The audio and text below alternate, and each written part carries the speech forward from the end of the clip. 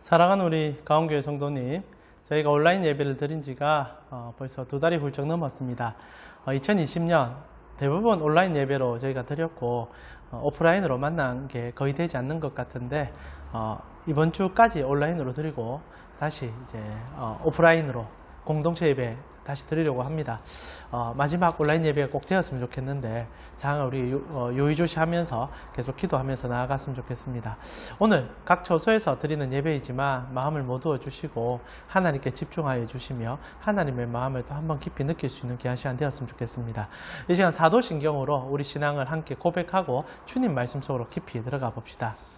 전능하사 천지를 만드신 하나님 아버지를 내가 믿사오며 그 외아들 우리 주 예수 그리스도를 믿사오니 이는 성령을 잉태하사 동정녀 마리아에게 나시고 본디오 빌라도에게 고난을 받으사 십자가에 못 박혀 죽으시고 장사한 지 사흘 만에 죽은 자 가운데서 다시 살아나시며 하늘에 오르사 전능하신 하나님 우편에 앉아 계시다가 저리로서 산자와 죽은 자를 심판하러 오시리라. 성령을 믿사오며 거룩한 공회와 성도가 서로 교통하는 것과 죄를 사하여 주시는 것과 몸이 다시 사는 것과 영원히 사는 것을 믿사옵나이다. 아멘. 이 시간 우리 함께 기도하면서 오늘 말씀 속으로 들어갔으면 좋겠습니다. 장기간 이렇게 온라인으로 예배를 드리다 보니 저희의 몸과 마음이 나태해져 가는 부분이 분명히 있는 것 같습니다. 모두어 주셨으면 좋겠고 다시 한번 챙겨 주셨으면 좋겠어요. 이 예배 시간 어느 곳에 들으시든 간에 하나님과 독대한다 생각하시고 여러분 마음을 쏟으시는 시간 되었으면 좋겠습니다. 2021년 시작된 지가 벌써 2달이 지나가고 있지 않습니까? 물론 구정 지난 지는 얼마 되지 않았지만은 2021년이 어두워 보이긴 하지만 소망 가운데 주님으로 나아갈 수 있는 시간이 되었으면 좋겠습니다. 이 시간 2가지를 놓고 기도합시다. 먼저 하나님, 내 마음이 주께 섰사오니 이 예배 가운데 하나님 앞에 진정으로 달려가는 예배 되게 하여 주시옵소서. 두 번째로 2021년 주님의 마음을 알아가며 하나님 때문에 회복을 만끽할 수 있는 한 해 되게 하여 주시옵소서. 소망을 담아서 함께 기도로 오늘 예배 시작하도록 하겠습니다. 같이 기도드리겠습니다. 하나님 감사합니다. 오늘도 우리 사랑하는 가온 식구들과 함께 온라인으로 예배 드리지만 2가지 소망을 품고 주님 앞에 나아갑니다. 오늘 이 예배에 우리가 신령과 진정으로 주님께 나아가는 시간을 가지고자 합니다. 너무 편해지고 있는 것 또한 사실일 것 같습니다. 사실 참 마음이 힘들고 무겁긴 하지만 몸은 참 각 처소에서 조금 더 편한 환경 속에서 예배 드리기에 우리 마음마저도 편해지진 않는지 하나님 앞에 바로 설 수 있는 예배가 되게 하여 주시고 경건과 거룩함을 유지하는 예배를 저희가 드릴 수 있도록 인도하여 주옵소서.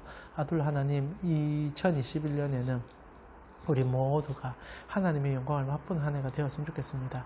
특별히 2021년은 우리 주님을 깊이 깨달아 주님 때문에 살 수 있는, 주님 때문에 영광을 누릴 수 있는 한 해가 되어지기를 정말 기도하고 있습니다.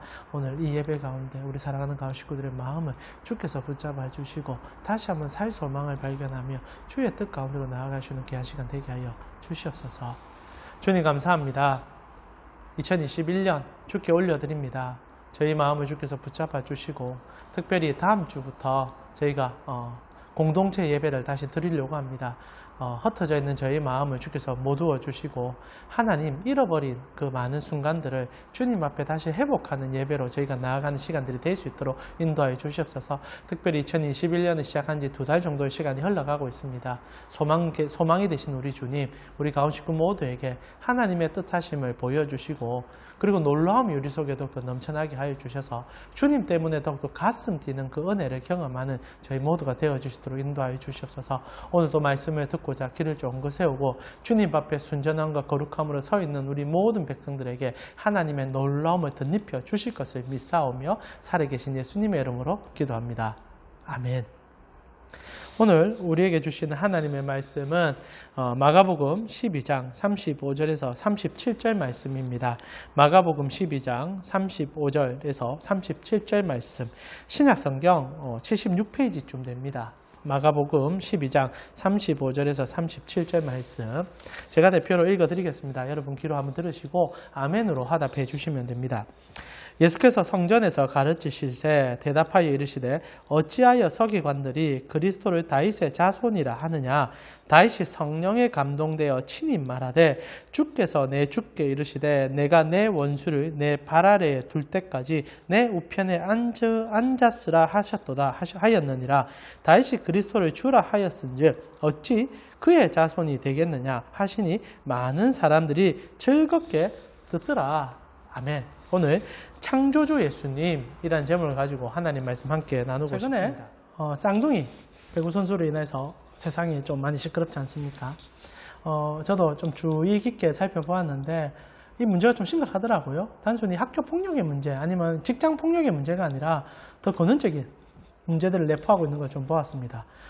이제 표명사로 좀 아시는 분들은 이 쌍둥이 배구 선수가 아마 대충 뉴스를 보셔서 아시겠지만 유력한 이 배구 선수들 아닙니까? 국가대표로도 지금 발탁되어 있는 선수들인데 어느 날 갑자기 SNS에 자기가 피해자인 것처럼 글을 쓰기 시작합니다. 누군가 자기를 괴롭히고 있다. 그리고 그 괴롭힘이 너무 폭력적이다라는 뉘앙스의 글을 그래서 그것이 곧 폭로될 것이다라고 얘기하는데 근데 이제 그 얘기가 이제 써지고 나자 대번에 이제 답들이 달리기 시작했는데 알고 보니까 실제로 이 쌍둥이 배구 선수가 학교 폭력을 행했던 이 가해자라는 사실이죠. 실제로 증언들이 막 쏟아져 나오기 시작했습니다. 한두 명이 아니라. 대표적으로 처음에 이제 한 명이 썼죠. 그래서 자신이 얼마나 어렵게 학교 생활을 했는지 그 쌍둥이 배구 선수로 인해서. 근데 이제 여러 명이 이제 우후죽순으로 얘기가 나오고 실제로 이제 그것도 인정이 될 수밖에 없는 상황이 되면서 모든 것이 추락하는 일이 생겼습니다. 안타깝죠. 물론 이제 혹자들은 어릴 때 한 행동을 가지고 지금까지 이렇게 할 수 있느냐. 그러나 그건 아니죠. 한 번 당한 사람은 영원히 그것이 피맺힘으로 다가있는데 철저한 용서를 구하는 행위와 그리고 두 번 다시 그런 일이 일어나지 않도록 우리가 하기 위해서 어떻게 보면 이렇게 부각되는 것 또한 필요할지 모르겠습니다. 그러다 보니까 사회 각층에서 이제 미투 운동이 또다시 일어나고 있습니다. 피해자들이, 가해자들이 너무 잘 되고 있는 것을 보면서 마음 아파하면서 오히려 자기들은 여전히 이 어두움 속에서 마음 아파하고 있는데 이것을 회복시켜 달라라면서 이제 글들이 많이 올라오고 있는 중이죠. 근데 이제 이 학교 폭력의 문제도 앞으로 우리가 해결해 가야 될 문제지만 더 심각한 문제가 사실 이 문제 속에 들어있더라고요. 그것이 무엇이냐면 엄마 찬스의 문제였습니다. 아시다시피 쌍둥이 배구 선수의 어머니가 국가대표 선수 출신입니다. 대단하더라고요. 저는 누군지 제가 운동을 잘 안 좋아해서 잘 모르는데 배구계에서는 입지적인 인물이라고 합니다. 근데 이제 이 어머니가 배구계에서 워낙 힘이 막강하다 보니까 이 딸들도 배구를 같이 하면서 엄마의 힘이 미치지 않는 곳이 없었던 거예요. 그러다 보니까 어느 뭐 학교 때부터 시작해서 엄마가 이제 학교를 방문하고 나면은 뭐 코치건 감독인 간에 쩔쩔매는 겁니다. 그러니까 이 아이들이 그걸 보고요. 엄마 찬스를 마음껏 휘둔 거예요. 그러면서 안하무인격으로 폭력도 행하고 그리고 막 군주처럼 군림했던 거죠. 근데 최근에 한 선수가 그런 힘이 미치지 않는 선수가 들어오면서 사실 자기의 모든 것이 표가 난 거죠. 마치 주님의 말씀이 맞는 것 같습니다. 내 눈에 있는 들보를 모르고 남의 티끌만 찾는 게 우린 것 같아요. 중요한 것은 그 들보라는 게 단순히 우리 내면의 제약도 문제가 되지만 이 엄마 찬스 그리고 그 엄마로 인해서 이 아이들이 그 엄마의 힘을 알고 나니까 학교 안에서 마음껏 휘두르기 시작했고 그리고 잘못된 길로 가버렸지 않습니까? 근데 비단 이 이제 쌍둥이 학생들만 그렇습니까? 이 일들은 여실없이 우리 사회 속에서 계속적으로 드러나고 있지 않습니까? 부모 찬스 잘못 쓰는 아이들, 국회의원들 가운데 이런 일도 많이 있지만 가장 최근에 너무나 충격적으로 다가왔던 것, 최순실 사건 기억하시죠? 최유라가 승마를 하는데 엄마 찬스 마음껏 뒤돌았지 않습니까? 그래서 S그룹에서 말까지 대주면서 나중에 이제 문제가 돼서 지금 저 곤욕을 치르고 있는데 엄마 찬스 정말 있으니까 휘두는 게 사람인 것 같긴 합니다. 근데 안타깝게 엄마 찬스, 부모 찬스 이 땅을 살아가면서 어쩔 수 없는 것 같아요. 그것을 우리가 부정할 수는 없지 않습니까? 부모님을 통하여서 우리가 누릴 수 있는 거고 물론 어느 나이가 들었을 때는 이제 독립하고 또 힘을 얻어가야 되지만 그러나 우리가 여전히 부모님의 덕을 안 볼 수 있느냐고 질문할 때 아마 이 강의를 듣고 계신 이 설교를 듣고 계신 여러분들도 다 아마 부모님 덕으로 이 세상을 살아가지 않습니까? 그러나 잘못된 힘을 휘둘렀을 때가 문제가 되는데 그러나 부모 찬스도 잘만 활용하며 정말 멋지게 그 가정이 이루어질 수 있거든요. 간단한 예로 경주에 이 채부자들이 있습니다. 아시죠? 경주 채씨들. 이 사람들은 300년 동안 12대를 걸쳐오면서 이 부를 대물림해 주는데 너무너무 멋져요. 이 노블리스 오블리주라는 말이 있지 않습니까? 가진 자들이 그 의무를 다해 가는 가정들. 이 채씨 집안이 그렇더라고요. 실제로 이 채씨 집안들은 뭐 주위에 이 안에는 굶주릴 사람이 없게 하라. 이게 집안 가훈이라 하더라고요. 그래서 경주 그 일대에 어떻게 하든 뭐 구휼 사업을 잘해서 칭송받는 가정인데 특히 두 번의 이 전란 속에서 그들은 멋진 가정인 것을 여실없이 보여줬습니다. 임진왜란, 그리고 잘 알다시피 6.25 때까지, 그리고 일제치하 때도 동일하고요. 독립군을 지원해주고, 그래서 이 현대사회로 넘어왔을 때도 학교도 지어주고 했지만, 알다시피 이제 정치화 문제와 좀 결부되면서 지금 많이 이렇게 힘이 사라진 것도 사실입니다. 그러나 적어도 12대 가운데, 300년 동안, 이렇게 부모 찬스가 얼마나 잘 활용되며 그 인간을 살릴 수 있는지 또한 보여주는 한 사건이라고 생각을 해요. 단순히 힘이 있다고 문제는 아닙니다. 그러나 그 힘을 어떻게 활용하냐가 참 중요하죠. 제가 얘기하는 것은 동일하게 우리에게도 아버지 찬스를 무한정 쓸 수 있는 자들이 우리라는 거죠. 육신의 부모님 또한 귀한 가치고 우리에게 좋은 것을 주시지만 이곳에 우리가 함께 예배드리는 분들은 다 부모 찬스 쓸 수 있잖아요. 특히 아빠 찬스 마음껏 쓸 수 있잖아요. 우리 하늘에 계신 아버지. 여러분, 우리에게 하늘에 계신 아버지는요, 사랑하는 그의 자녀들에게 그 은혜를 부어주기를 기뻐하시는 분이십니다. 찬스를 쓰라고 하시는 분이에요. 근데 이 찬스를 오해하고 잘못 쓰면 패가망신하는 정도가 아니라 진짜 심각해집니다. 근데 이 찬스를 너무 잘 쓰면요, 이 땅에서 하나님의 영광을 누릴 뿐 아니라 그리고 나아가 하나님의 그 깊으신 뜻까지도 이해하면서 참 행복한 삶을 살 수가 있거든요. 오늘 우리는 하늘 아버지 찬스를 어떻게 활용해야 되는지 오늘 예수님의 말씀을 통해서 한번 살펴보고 싶습니다.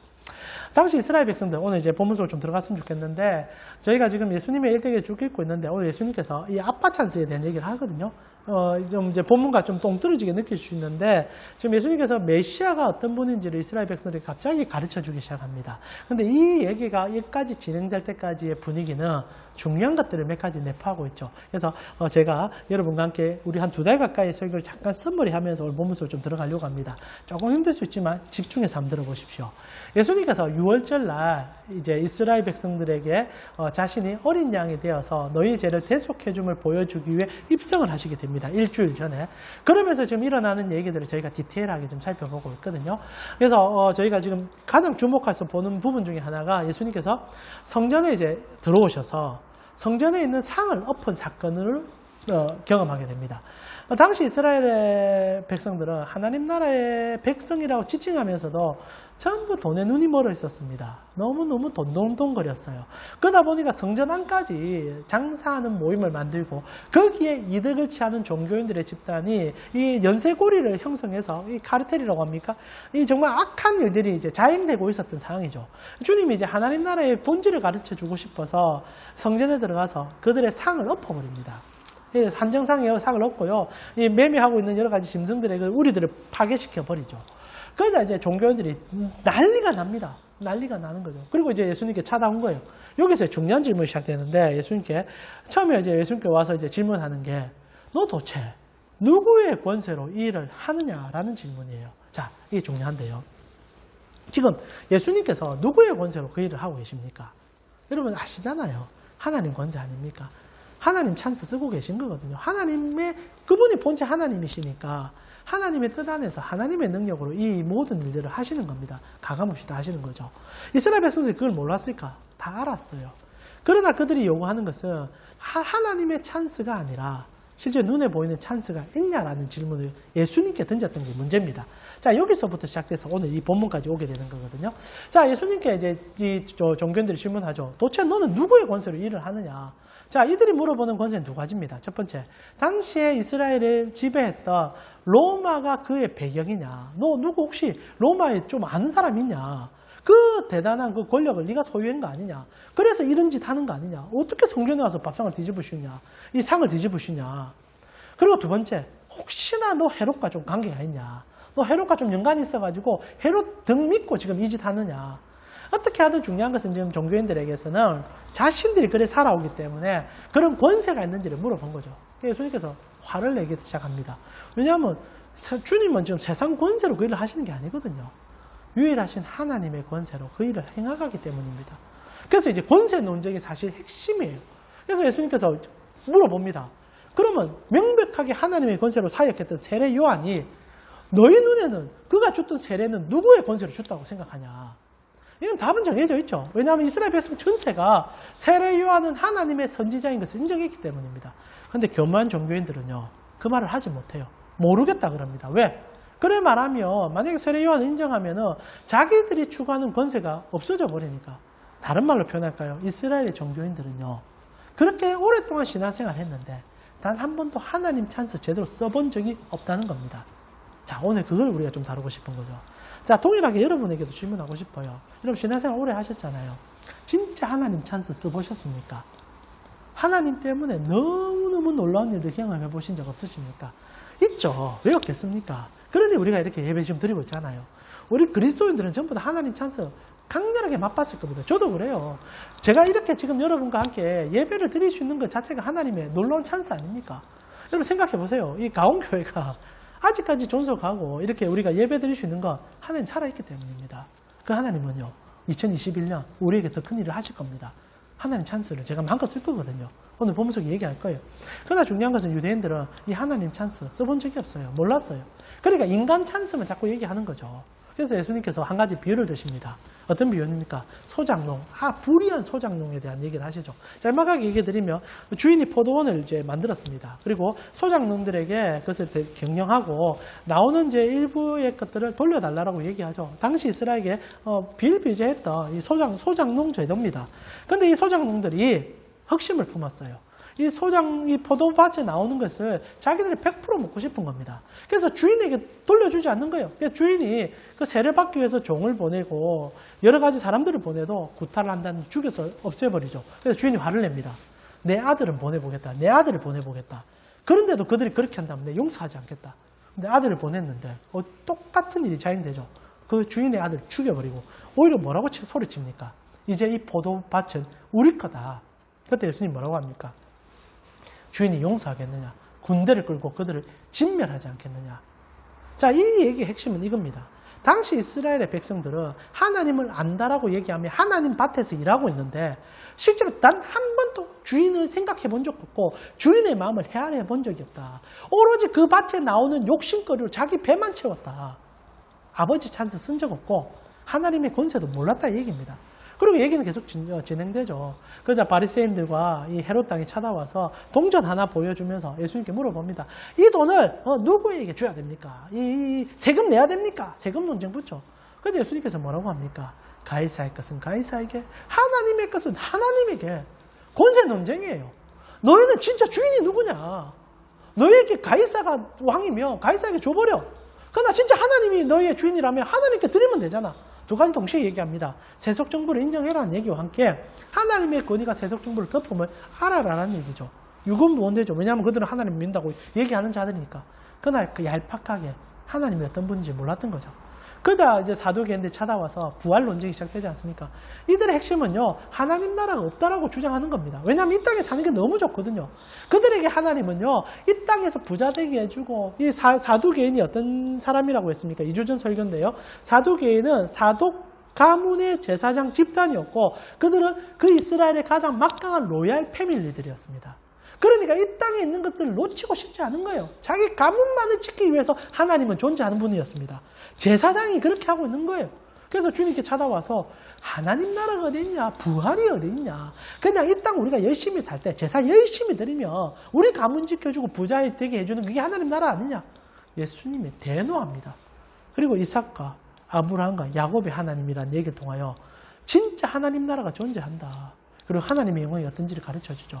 자, 모든 이 비유의 핵심은 이겁니다. 그들은 하나님 나라를 몰랐다. 하나님을 안다라고 입으로 떠들지만 단 한 번도 하나님의 능력을 써본 적도 없고 하나님의 가치에 대하여 인지해 본 적이 없다. 결국 이스라엘의 가장 병폐가 드러난 겁니다. 이스라엘이 왜 이렇게 식민지배를 받고 이렇게 어두운 생활들을 한 줄 아십니까? 신명기 28장에 하나님이 하셨던 그 저주의 성취입니다. 안타깝게도. 그들은 하나님을 믿는다고 말하면서도 단 한 번도 하나님 앞에 제대로 선 적이 없어요. 그게 아이러니 아닙니까? 진짜 아이러니 아닙니까? 결국 하나님이 너무 답답해하는데 우리 저번 주 설교가 일어나지 않습니까? 한 서기관이, 물론 이제 공관복음 전체에서 좀 뉘앙스가 틀리긴 하지만 마가복음만 본다면 예수님의 속을 좀 정말 통쾌하게 만드는 한 사람이 등장하죠. 그게 서기관입니다. 성도들은 이런 질문 좀 해야 될 것 같아요. 탁 와서 뭐라고 묻습니까? 그러면 말씀에서는 하나님이 우리에게 무엇을 가르쳐 주는 겁니까? 가장 중요한 게 뭡니까? 이 얘기해야죠. 주님, 로또 당첨되게 해주세요. 주님, 부자 되게 해주세요. 물론 뭐 그런 기도 우리가 뭐 숨어서 할지 모르겠지만 그리스도인이라면 진짜 뭐 물어봐야 됩니까? 하나님이 말씀에 하나님께서 뭘 우리에게 원하는 것을 얘기하고 있습니까? 주님, 우리가 주님이 원하는 거 한번 듣고 싶고 하나님이 우리에게 주고 싶은 하나님 나라 알고 싶습니다. 서기관이 그 질문한 겁니다. 주님이 너무너무 좋아요. 그리고 딱 두 가지를 요약해 주지 않습니까? 첫 번째, 하나님을 내 온 마음을 다해서 사랑해라. 두 번째, 그 마음을 가지고 내 이웃을 내 몸같이 사랑해라. 그러면 하나님 말씀 다 성취된 거다. 결국 사랑이 있으면 다 된다. 하나님께서 이렇게 말해주는 모든 것에서는 하나님의 사랑과 사람에 대한 사랑이 접목되어 그 깊은 사랑으로 끌어가는 은혜가 있었다는 겁니다. 근데 이스라엘 백성들은 하나님을 믿는 이유가 사랑이 아니었던 거예요. 자기의 욕심과 성취를 위한 왜곡된 사랑일 줄도 모르겠어요. 그런 것을 하고 있었던 거죠. 그런데 예수님께서 너무 가슴 답답하니까 오늘 본문의 얘기로 진행되게 됩니다. 이제 이 얘기가 마지막이에요. 실제로 이제 이 비유의 모든 해석의 마지막 정점인데 그것이 무엇입니까? 메시아에 대한 얘기죠. 메시아에 대한 얘기. 자, 12장 35절입니다. 오늘 본문 속으로 깊이 들어가기 시작할 건데요. 예수께서 성전에서 가르치시되 대답하여 이르시되 어찌하여 서기관들이 그리스도를 다윗의 자손이라고 하느냐 질문을 갑자기 하십니다. 이제 서기관들의 얘기를 듣고 난 다음에 그 서기관의 얘기를 듣고 난 다음에 예수님 기분이 좋으셔서 그들에게 이제 마지막 가르침을 주는 본문이에요. 물론 마태복음은 좀 뉘앙스가 틀리긴 합니다만 마가복음은 그렇습니다. 그러면서 이제 그들에게 진짜 가르쳐 주고 싶은 것이 있는 거죠. 하나님 찬스 제대로 활용하는 방법입니다. 잘 들으셔야 돼요. 이제 성도들이 그럼 어떻게 하면 하나님 앞에 진짜 복 받고, 그러면 실제로 성경은요, 66권 복에 대한 얘기입니다. 아브라함 처음 부를 때 무슨 얘기 합니까? 복의 근원 될 거야. 그리고 그를 따르는 모든 백성들은 하나님의 복을 누리는 겁니다. 근데 그 복이 문제가 있는 거죠. 히브리인들에게 이 복이라는 것은 말 그대로 자기의 욕망과 성취의 복이었는데 하나님은 다른 복을 얘기하거든요. 근데 그 복이 무엇인가로 얘기할 때 지금 이 메시아 사상, 예수 그리스도, 예수님이 누구인지를 정확히 깨달을 때 일어날 수 있는 아버지 찬스, 아버지를 제대로 이용하며 사용할 수 있다는 얘기가 오늘 본문의 핵심입니다. 자, 그래서 아마 질문을 좀 하셔야 돼요. 이 모든 비유의 끝이 왜 메시아가 누군지를, 예수님이 누군지, 그리스도가 누군지를 같은 말입니다. 이렇게 제가 세 단어를 쓰니까 혹시나 초신자분들 가운데 이게 무슨 말인지 잘 모를 수 있는데 그리스도, 메시아 같은 뜻이에요. 둘 다 기름 부음 받은 자. 이 그리스도는 이제 헬라어고 이 메시아는 히브리어입니다. 둘 다 같은 뜻이에요. 그리고 이 뜻은 딱 한마디입니다. 구원자. 우리를 이 모든 것에 구원해 줄 자라는 뜻을 갖고 있어요. 그분에 대해서 설명하는 얘기로 넘어왔다는 거죠. 자, 히브리인들이 이런 자꾸의 실수, 하나님 찬스, 아버지 찬스 못 쓴 이유는요, 메시아가 누군지에 대한 오해가 있었기 때문입니다. 라는 얘기를 지금 본문에서 해주는 거죠. 자, 그렇다면 이스라엘 백성들은 메시아에 대해서 어떤 오해를 했었느냐? 자, 짧게 제가 좀 설명을 해드리면 그들은 욕심으로서의 메시아만 추구했습니다. 실제로 성경 66권은 메시아에 대한 책입니다. 여러분 성경을 좀 다 아시겠지만 여러분 좀 우리가 성경이라고 부르는 것은 두 권으로 처음에 분류가 되잖아요. 신약과 구약. 그러면 신약은 뭡니까? 새로운 약속. 구약은 뭡니까? 옛날 약속. 그럼 무슨 약속입니까? 메시아 오는 약속. 성경 66권은 메시아가 올 거다. 이게 구약이에요. 그리고 메시아가 왔다. 그게 신약입니다. 그리고 이제 마지막 가면 예수님 다시 올 거다. 그래서 그 메시아 얘기하는 게 이 성경 전부의 기록이에요. 그런데 중요한 건 이 성경 전체의 핵심을 제대로 요약하지 못하면 하나님 찬스 못 쓴다는 얘기입니다. 이스라엘 백성들처럼 욕만 태바지 들어먹다가 망하게 된다는 거예요. 그들 가면 왜 하나님을 제대로 이해 못합니까? 하나님이 처음부터 메시아를 준다고 할 때 그들은 단 한 가지 인간의 욕심으로서의 메시아만 인지했기 때문입니다. 메시아가 어떻게 이스라엘에게 오게 됐는지를 짤막하게 제가 좀 얘기해 주면서 본문 속 조금씩 깊숙이 들어가 봅시다. 자, 성경은요, 메시아가 어떻게 오게 된다는 얘기를 아담이 처음 죄를 지었을 때부터 그 얘기 시작됩니다. 아담이 선악을 알게 하는 나무의 열매를 먹자마자 인류 가운데 죄와 죽음이 들어오게 됩니다. 그러자 하나님께서 약속을 하나 하는데 창세기 3장 15절에 내가 너로 여자와 원수가 되게 하고 내 후손도 여자와 후손과 원수가 되게 하리니 여자의 후손은 내 머리를 상하게 할 것이요 너는 그의 발꿈치를 상하게 할 것이다. 여기서 여자의 후손이라는 것이 단수로 사용됩니다. 그래서 한 사람이 오는데, 한 자손이 오는데 그가 이 뱀, 이 원수의 머리를 박살내고 하나님의 영광을 너에게 줄 거야. 죄와 죽음을 이기게 해줄 거야 라는 얘기가 시작되죠. 그 뒤로 66권 전체는, 그리고 이스라엘 백성들과 우리 그리스도인들은 메시아를 기다리기 시작하는 거예요. 이 한 사람을 기다리는 겁니다. 이 한 사람은 성경 속에서 계속 구체화돼요. 모세에게는 그 선지자가 올 것이다라고 얘기해 주고요. 그리고 특히 다윗 때에 넘어가게 되면은 다윗이 자기가 하나님 앞에 왕위가 이제 이루어지고 너무너무 행복해서 하나님 앞에 이제 집 지어 주겠다라고 얘기한 적이 있습니다. 성전 지어 주겠다 할 때 하나님이 노를 하시거든요. 노를 하시거든요. 이 얘기는 다음에 우리 사무에서 하고 있으니까 다음에 좀 깊숙이 다뤄보면 좋겠는데, 노를 하시면서 나단이라는 선지자를 통해서 다윗에게 정말 중요한 약속 하나를 맺게 합니다. 그것이 사무엘하 7장 12절에서 13절인데, 내 수완이 차서 내 조상들과 함께 누울 때에 내가 내 몸에서 날 내 씨를 내 뒤에 세워 그의 나라를 견고하게 하리라. 그는 내 이름을 위하여 집을 건축할 것이요 나는 그의 나라 왕위를 영원히 견고하게 해줄 거다라고 얘기합니다. 자, 그래서 이스라엘 백성들에게 있어서 메시아 대망사상은 하나님의 약속하신 그 다윗이라는 왕은요, 우리로 표현하면 광개토 대왕이나 킹 솔로 누굽니까? 이게 한글을 창제하신 세종대왕 같은 분이에요. 대단한 왕이거든요. 이분이 이루었던 나라보다 더한 나라를 이룰 분으로 인지하기 시작했어요. 그러나 실제로 이 메시아가 어떤 분인지는 선지자들을 통하여 더욱더 구체화되기 시작합니다. 이렇게 한 분으로 오실 때 실제로 다윗은 착각을 하게 되는데, 자기 아들 솔로몬이 그런 영광을 허락받을 자라는 줄 착각을 해요. 그런데 성경 그렇게 얘기 안 합니다. 진짜 메시아가 오게 될 것이다. 그러면 너희가 생각하는 그런 나라가 아니다. 그러면서 이제 메시아를 이사야라는 선지자는요, 9장 6절에서 7절에 이렇게 묘사를 합니다. 이는 한 아기가 우리에게서 낳고 한 아들을 우리에게 주신 바 되었는데 그의 어깨에는 정사를 메었고 그의 이름은 기묘자라 모사라 전능하신 하나님이라 영종하신 아버지라 평강의 왕이라 할 것이라. 그 정사와 평강을 더함이 무궁하며 또 다윗의 왕자와 그의 나라에 군림하여 그 나라를 굳게 세우고 지금 이후로 영원히 정의와 공의로 그것을 보존하실 것이라. 만군의 여호와의 열심히 이룬다. 자, 여기서부터 정말 중요한 얘기가 나오는데요. 메시아는 단순히 사람이 아니라 하나님이다 라고 이사야가 얘기합니다. 그러면서 그분은 기묘라, 모사라, 어려운 말이죠. 기묘라, 신묘막측한 분이다. 도체 인간의 상식으로 이해할 수 없는 분이다. 그런데 모사라, 영어로 카운셀러로 되어 있는데 가장 지혜롭고 뛰어나며 모든 것을 아시는 분이다. 그러면서 영존하고 전능하신 분이다. 말 그대로 그냥 하나님이라는 거죠. 메시아가 오게 되는데 그분은 그냥 하나님이시다. 이런 얘기를 합니다. 그러면서 이제 이스라엘 백성들이 그 하나님을 대망하는 거죠. 그리고 그분이 그의 나라를 회복해 주기를 바라고 있었던 겁니다. 근데 이제 오늘 본문의 이제 문제점.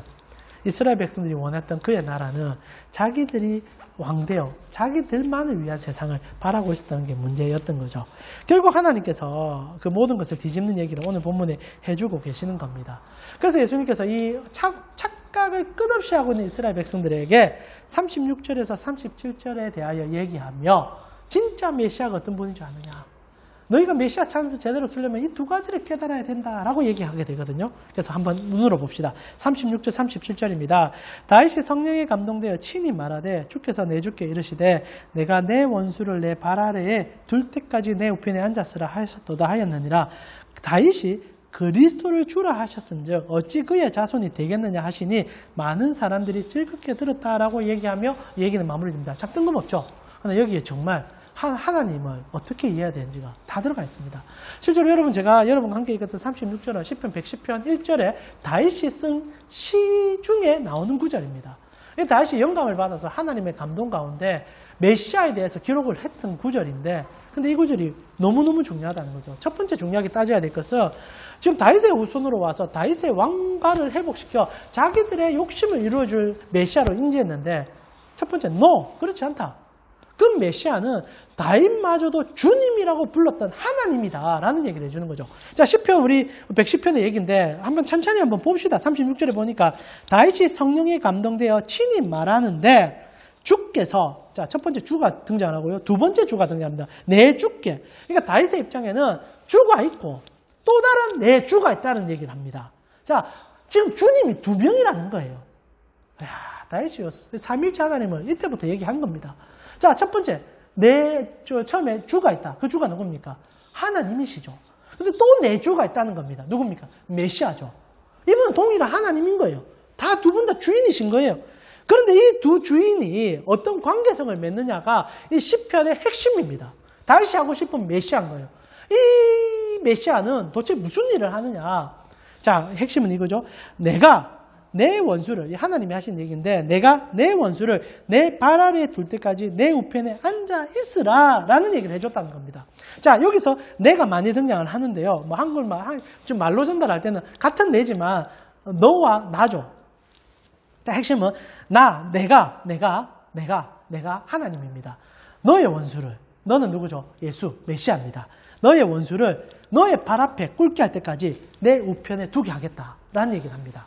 자, 여기서 이제 메시아, 그리고 우리가 아는 예수님의 정확한 인지가 생겨야 됩니다. 첫 번째 메시아는 전능하신 하나님이라는 거죠. 전능하신 하나님 그 자체라는 겁니다.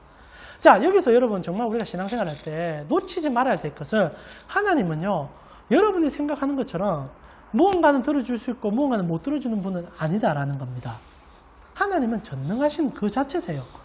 예수님은요, 여러분이 예수님 위해서 기도하는 모든 것은 그분의 능력 안에서 못 들어줄 게 없는 전능하신 분이십니다. 그분은 본체 하나님이 동일하신 분이세요. 그래서 여러분 신앙생활 할 때 하나님의 전능성을 잊지 말아 주셨으면 좋겠어요. 그분이 모르는 게 없습니다. 그분은 못할 게 없습니다. 여러분의 기도는요, 하나님이 들으실 때 100% 당답 받을 수 있는 것입니다. 하나님은 전능하신 거예요. 그래서 다윗이 그 표현을 이렇게 표현해 줍니다. 우편에 앉아 계신 분. 메시아는요, 하나님의 우편에 앉아 계신 분이에요.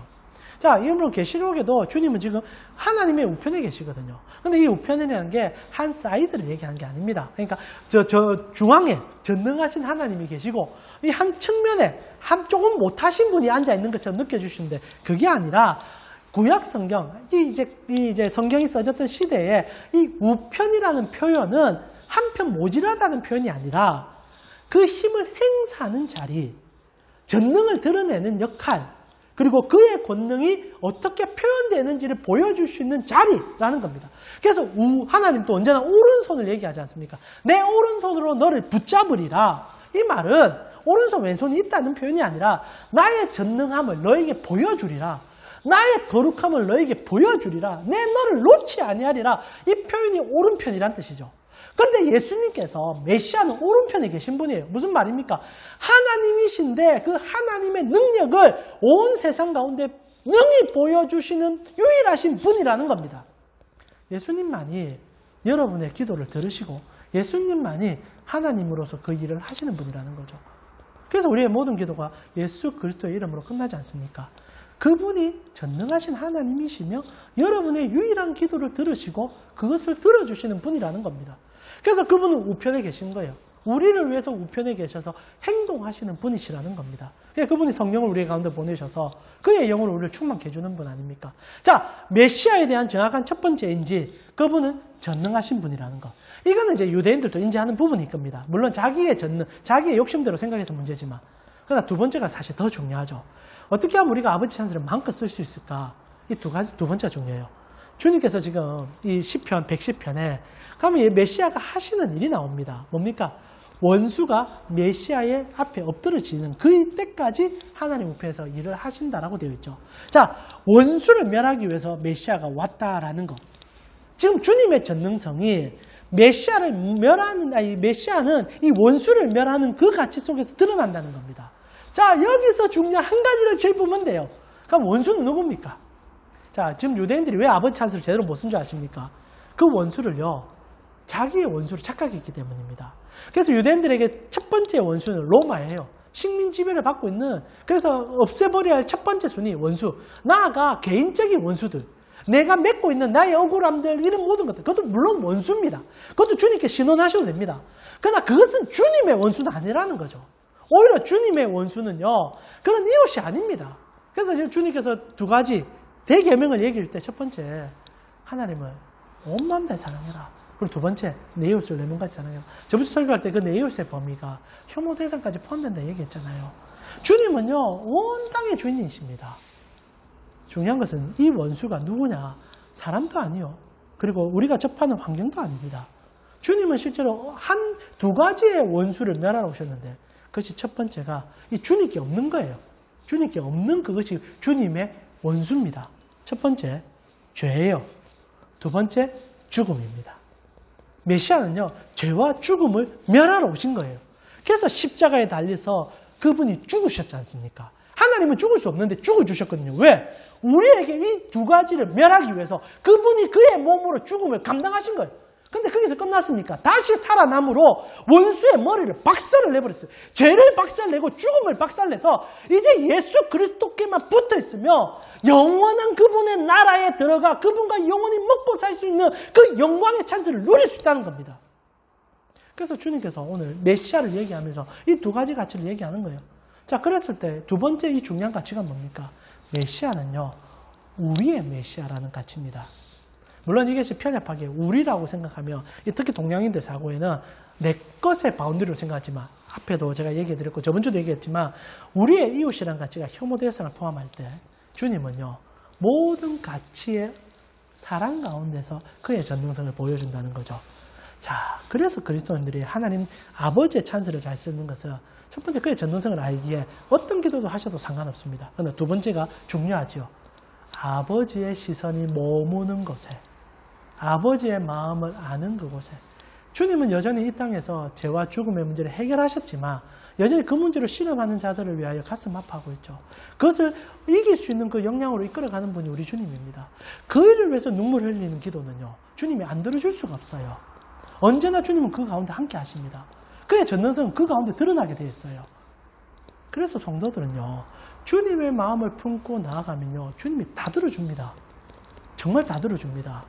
그리고 그의 때에 그것을 분명히 성취해 줍니다. 제가 적절한 예가 없을까 찾아봤는데, 여러분 성경을 보면요, 여러분 한 분 재밌는 분이 등장을 합니다. 누굽니까? 여러분 느헤미야라는 한 분이 등장을 하게 됩니다. 여러분 느헤미야는 어떤 일을 하게 됩니까? 제가 느헤미야 1장 3절에서 4절을 보니까 이 느헤미야가 당시 식민 지배를 받다가 이스라엘 백성들이 이제 예루살렘으로 이제 기한을 해서 성전을 짓고 여러 가지 항전을 경험하는데 악한 일들을 경험하면서 그들이 너무 공고한 일들이 생겼다는 것을 느헤미야라는 사람이 듣게 됩니다. 근데 참 재밌는 게 뭔지 아세요? 느헤미야는 하나님 아버지 찬스를 정말 멋지게 쓴 사람이라는 겁니다. 그가 그 소식을 듣자 아버지 마음을 경험하기 시작해요. 그래서 느헤미야 1장 3절에서 4절을 보니까 그들이 내게 이르되 사로잡힘을 면하고 남아있는 자들이 그 지방 거기에서 큰 환난을 당하고 능욕을 받으며 예루살렘의 성은 허물어지고 성문들은 불에 탔다. 하나님 아버지의 자녀들이 고통받는다는 얘기를 이 느헤미야가 듣게 됩니다. 그래서 아버지의 눈물을 그가 흘리기 시작해요. 대신 흘리기 시작합니다. 4절에 내가 이 말을 듣고 앉아서 울고 수일 동안 슬퍼하며 하늘의 하나님 앞에 금식하며 기도하게 되죠. 하나님 앞에 철저하게 기도합니다. 하나님, 이대로 우리 망하면 안 됩니다. 하나님, 저 불쌍한 사람들 살려주셔야 되지 않습니까? 하나님, 긍휼을 베풀어 주셔야 되지 않습니까? 근데 성경이요, 어떤 일이 일어난 줄 압니까? 이렇게 기도하니까 느헤미야에게 하나님께서 떡하니 한 자리를 줘요. 여러분 11절에 주여 구하오니 귀를 기울이사 종의 기도와 주의 이름을 경외하기를 기뻐하는 종들의 기도를 들으시고 오늘 종이 형통하여 이 사람 앞에서 은혜를 잊게 하옵소서. 이 사람이라는 것은 당시에 페르시아의 왕을 얘기합니다. 그러자 이렇게 하옵소서 하니 그때 내가 왕의 술 맡은 관원장이 되었다. 술 맡은 관원장이 되었다. 여러분 당시에 이제 부활실장쯤 될 겁니다. 대단한 정치에 입문하게 되는 사건이 터지죠. 여러분, 때로는 이 설교를, 이 본문을 가지고 한국교회 가장 병폐적인 이 고지론을 주장할 때가 있지만, 고지론의 문제가 아니라, 실제로 하나님의 마음에 합하게, 하나님의 뜻 안에 서서, 하나님의 눈물을 흘려서, 하나님 앞에 그 힘을 구했을 때, 하나님 들어줬다는 것을 좀 집중할 필요가 있습니다. 하나님 전능하세요. 들어줍니다. 그러나 두 번째, 하나님의 눈물을 함께 흘려주는 자들의 기도를 하나님 들어주신다는 거지요. 그래서 그 성도들은요, 하나님 찬스 마음껏 쓰셔야 됩니다. 하나님이 계시는 곳에 내가 서려고 하고 하나님만 마음을 알아 울고 불고 그리고 주님의 뜻 가운데 나아간다면 주님이 그 능력 왜 안 보여주시겠습니까? 말씀 마무리하면서요, 저는 2021년이 아버지 찬스 마음껏 쓰는 우리 가운교회 성도님들 되셨으면 좋겠어요. 내가 저 자리에 올라가야지 하나님의 일을 하셨다가 아니라 우리가 어떤 자리에 있든지 간에 아버지 찬스는 쓸 수 있습니다. 저희 가운교회가 2021년 이 코로나 시국 가운데서도 다시 한번 주님의 찬스를 마음껏 쓰고 싶은 교회가 되고 싶어요. 그리고 여러분도 마음껏 쓰는 여러분 되었으면 좋겠습니다. 뭐 교회가 막 사람이 많아지고 이런 게 아니라 이곳에 오면은 하나님 때문에 눈물이 회복되고 이곳에 오면 하나님 때문에 가슴이 뜨거워지고 이곳에 오면 하나님 앞에 그 갈망이 일어나는 교회가 되고 싶어요. 이런 기도를 해보자는 겁니다. 여전히 부족함이 우리가 많았지만은 이제는 아버지 찬스 써보자는 거예요. 주님의 눈물을 담을 수 있는 교회, 주님의 눈물을 흘릴 수 있는 교인, 주님의 마음을 아는 성도가 되어 아버지의 놀라움을 드러내고 나도 경험하는, 우리가 그 은혜를 경험해보자는 거죠. 기억하세요. 주님은 메시아십니다. 우리 주님 전능하신 하나님이세요. 그분은 우리의 눈물을 닦아주기를 기뻐하시는 분이십니다. 그래서 우리가 주님의 눈물을 집중하여 보는 것이 우리의 사업이며 우리의 역할인 것을 기억하여 주님 앞에 나아가 그 뜻을 여러분의 삶의 모든 역량 속에서 이루어가기를 축원합니다. 이 시간 제가 여러분을 위해서 기도하겠습니다. 지금은 우리 주 예수 그리스도의 은혜와 하나님 우리 아버지의 무한하신 사랑과 성령님의 감화 감동 교통케 하심이 하늘 아버지를 신뢰하며 그분께 나아가 그분으로부터의 은혜를 삶 속에서 풍성하게 누리길 원하는 가온교회 성도님들 머리 위에 지금부터 영원토록 함께 있을지어다. 아멘. 교회 소식 전해드리겠습니다. 어제 저희 김미옥 집사님과 조재용 집사님의 장남인 주원덕 형제의 결혼식이 잘 마무리되었습니다. 혹시 보시게 되면 축복해 주시고요. 함께 기쁨의 문자 나눠주셨으면 좋겠습니다. 그리고 다음 주 예배부터 이 예배당에서 예배 드리도록 하겠습니다. 여러분 코로나로 인해서 우리가 장기간 보지 못했는데 다시 한번 마음을 모두 주시고요. 우리가 2021년 아버지 찬스 마음껏 씁시다. 주님의 눈물 우리가 함께 닦아드리고 그리고 우리가 주님의 마음이 있는 곳에 살아갈 수 있는 교회가 되고 싶습니다. 그것은 들어주시는 하나님의 뜻이에요. 기도하면 하나님께서 들어주십니다.